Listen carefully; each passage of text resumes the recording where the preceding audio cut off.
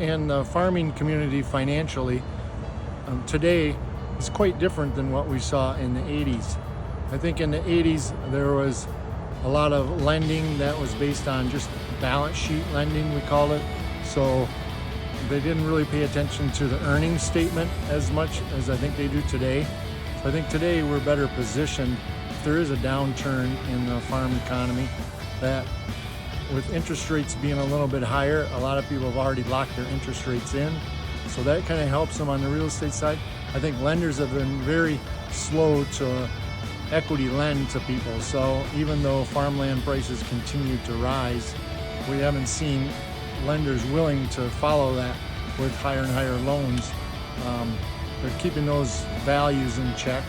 So I think the combination of those two things make it much different than what we saw back in the 80s. For two good reasons and one bad reason.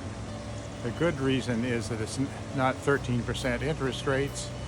The other good reason is there's some tools, financial tools, that allow you to get much better control of your business and monitor where you're going, especially through the Farm Financial Standards Council.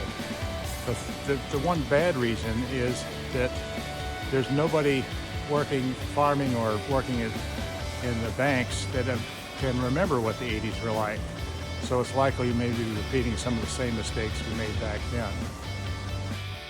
Well, there's several reasons why I think today is a very different picture than the farm financial crisis of the 1980s.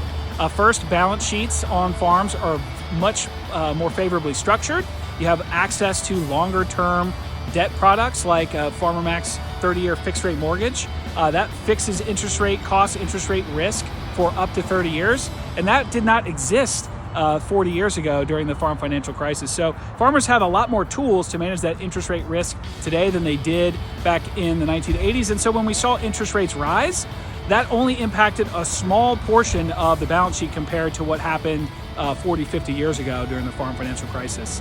The other element is the amount of land that's mortgaged and the value of that land. So land is worth more today relative to the debt levels.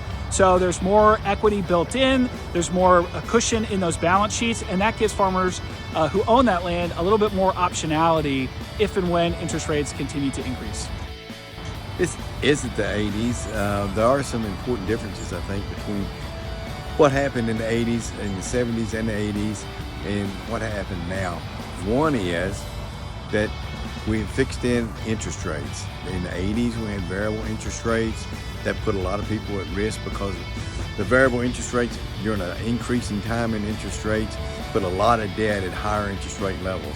Now, a lot of people have locked in long-term rates at some very low rates, and that's helped them a lot in terms of servicing that debt.